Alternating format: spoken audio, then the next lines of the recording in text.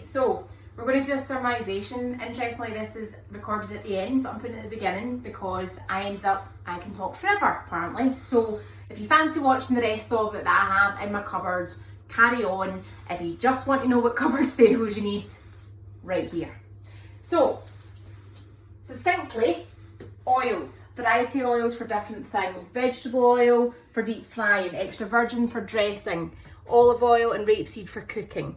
Vinegars. I go into more detail on different vinegars, but essentially I would say white wine vinegar and balsamic. Red and white wine. Use it in a lot of cooking. I have other ones here, but I discuss that later on in the video, so come on back over. Plain flour. Essential for thickening a lot of sauces. Bechamel needed. Bread.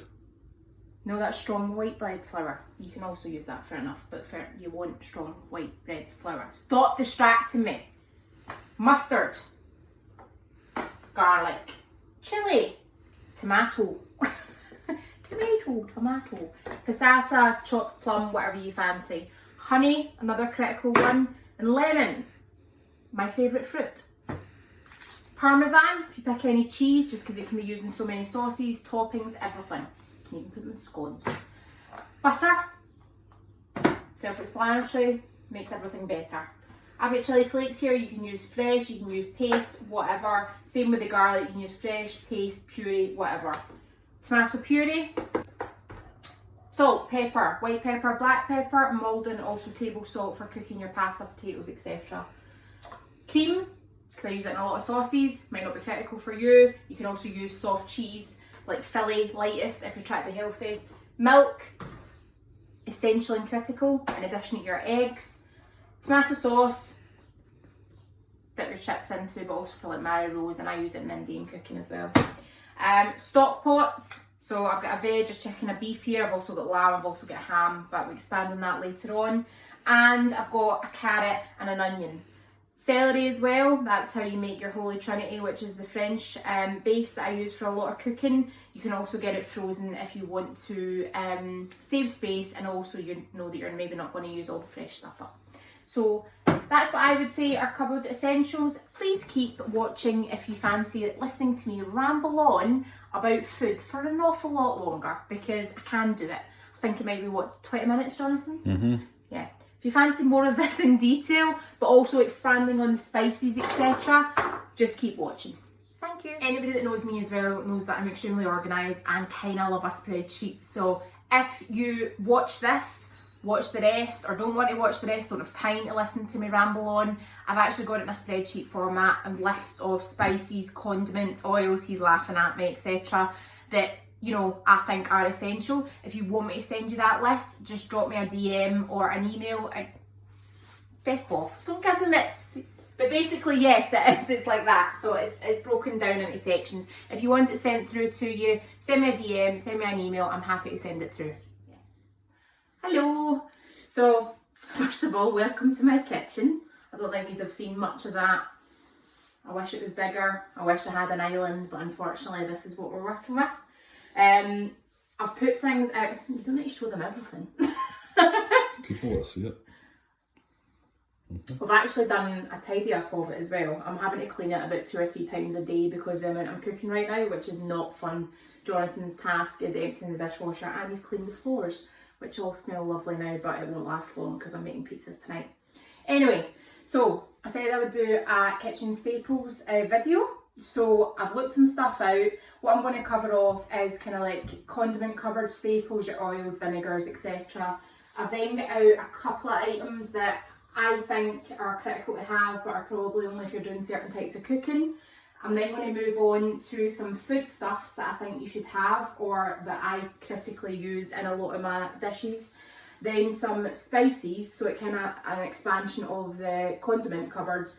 And I've also added on some, like, do you call them non-perishable items, like long-lasting items. So they last a while. If you buy them, they're quite handy to have in the cupboard in case you're struggling for like new ideas. So let's get started from there. So first thing, oil. Now, you might have seen my video a wee while ago talking about the different oils that you can use. just an assortment of the ones I have. So extra virgin olive oil for salads. Should not be cooking with this. That's still a mistake I make an awful lot because I always go back to it, but keep that for your salad dressings. Olive oil, versatile one for cooking. I've been using rapeseed oil quite a lot recently. I also have a spray one for, like, you can use Fry Light, but when you don't want to coat the bottom of a pan, and I brush it using one of my silicone brushes. As I said, Fry Light's a general brand. I wouldn't waste your money on that. That's quite a good one as is anyway. So these ones are probably the ones I use the most. You've also got your toasted sesame oil, more for Asian cooking, so I'll put that there. Vegetable oil, which I use for deep fat frying.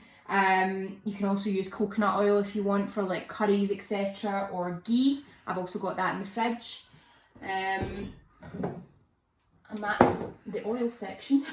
It's quite an assortment. So I was going to say, if you want to actually have staple oils, I would say your vegetable, either like rapeseed or olive oil, and your extra virgin if you're wanting like salad dressings and stuff. Vinegar is the next one. I have quite a few vinegars. You probably know from the fact that I love lemons so much that I do love my sharpness. So I would say, essentially, red wine, white wine, vinegar. I then have cider vinegar and your balsamic. If you're wanting just base essentials, I'd go probably for balsamic and your white wine vinegar. Any basic vinegar? I do in the cupboard, but I use that more for cleaning than anything. Okay. So malt vinegar, you can have it in your fish and chips, obviously, if you really want me to get that out, but I'm assuming most of these have that anyway. For cooking though, I would say your white wine and your balsamic. You can also get balsamic glaze, which is a little bit sweeter than balsamic. I use that again more as a dressing rather than putting it in cooking. Others for sauces. This is also my trusty camera holder when I don't have Jonathan doing my videos like today, which is why I'm not also in very many videos, but actually props there using my pop socket. A lot of people ask how I managed to get the angles, and that is it. I was actually speaking to somebody else today that manages to get an amazing over the top angle, and she was holding, like, she puts her camera on her extractor fan. So no tripods or anything here.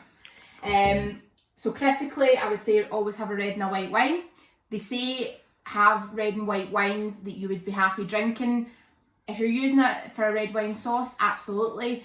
I sometimes wouldn't go too far into the expense for, you know, if I'm putting it in bolognese or anything like that. If it is, you really want to champion the red wine sauce, beef bourguignon, etc., where there's a big amount of wine, definitely go for a nicer red wine. A deep-bodied one, a Shiraz. I think I might have a Shiraz here. I do. That one. A Shiraz. That's what I use for my beef bourguignon. I also have port, brandy and Madeira, and that's for making like whiskey sauces or obviously like your cooked steak sauces, etc. But red and white wine, critical. Salt and pepper. So I have black peppercorns, which Jonathan freshly grinds up for me. Salt, I use table salt and Maldon salt. So table salt I use for like cooking potatoes, cooking pasta, salt the water always, and Maldon salt is when I'm adding seasoning. So a lot of chefs use this. Flavour wise, I just don't think it can be beaten. I will not look back. And I think it was you, Jonathan, that got this the first time round, so well done you. White pepper, I would say as well. If you don't like big grains of black pepper in certain sauces, you can have, you know, obviously the peppery taste without the big, I think that was on, what was that cooking school we went to, they said that, but I actually sometimes prefer the taste of white pepper, personally. Pesto.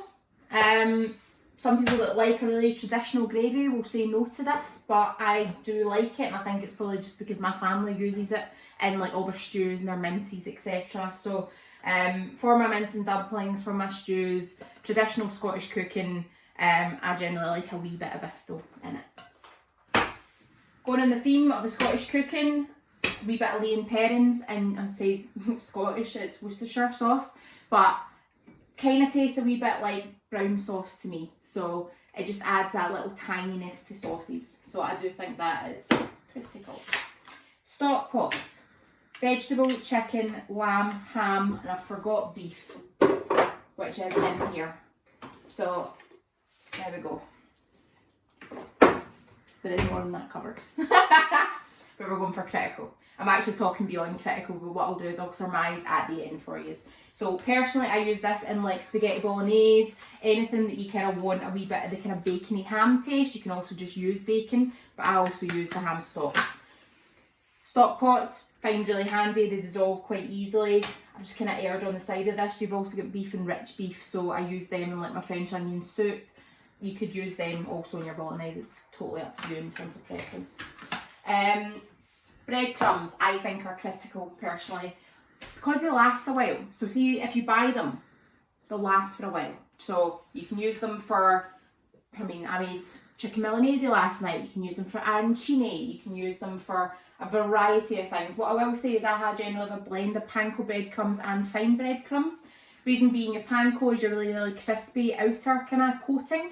I intersperse it with that to make sure it's got a full coating, but also your golden breadcrumbs, I put them in my sweet corn bites. So I'm not going to put panko breadcrumbs if I'm putting it out to kind of fill out something that I'm then going to breadcrumb over the top, if you know what I mean. Or even like the sweet corn bites, I didn't even breadcrumb them, but it was just to add a bit of substance, so I used the fine ones.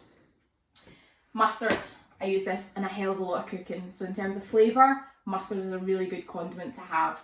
I use Dijon a lot, needing refilled soon, so I'll need to go get some more of that.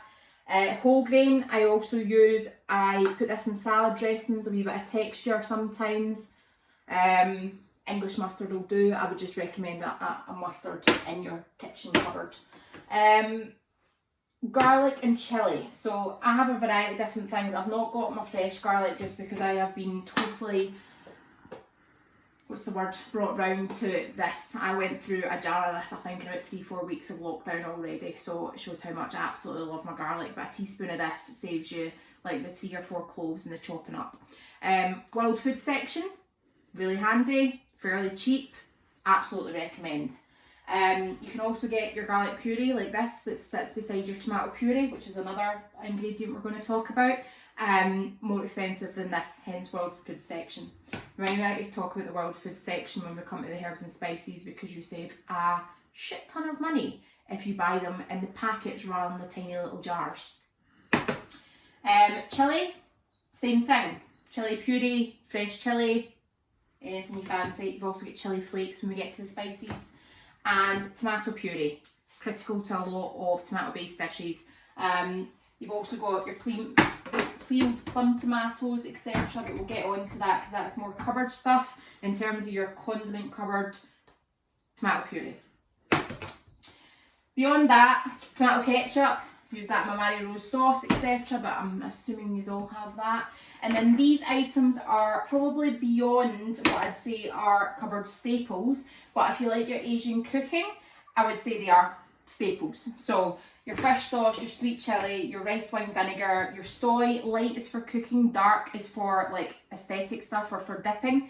I have easy ginger because, well, fresh ginger, it goes obviously crispy and kind of dry after a period of time, whereas this will last. So when I'm planning to do any Asian dishes, generally I have this in the cupboard and that does the job. Lime, in a lot of kind of Asian cooking, I'm a big lemon fan. This one's getting a bit tired, as you can see. Just generally lemon and limes are quite handy to have. And also because I do a lot of Mediterranean cooking, harissa and tahini. So that's rose harissa. I've also got normal harissa. So in my salmon broccoli dish, you've got that. Rose harissa is a ottolenghi favourite, and tahini, you can make tahini yogurt, it goes in hummus, etc. Again, you can see how far down the jar I am, so it's definitely something that I use. But if you're not into Mediterranean cooking, you might not. So I'm going to end up having to reorganise all this. So I'll finish off with this and then we'll take a wee pause because I need to get more of the food out. I only had so much worktop space.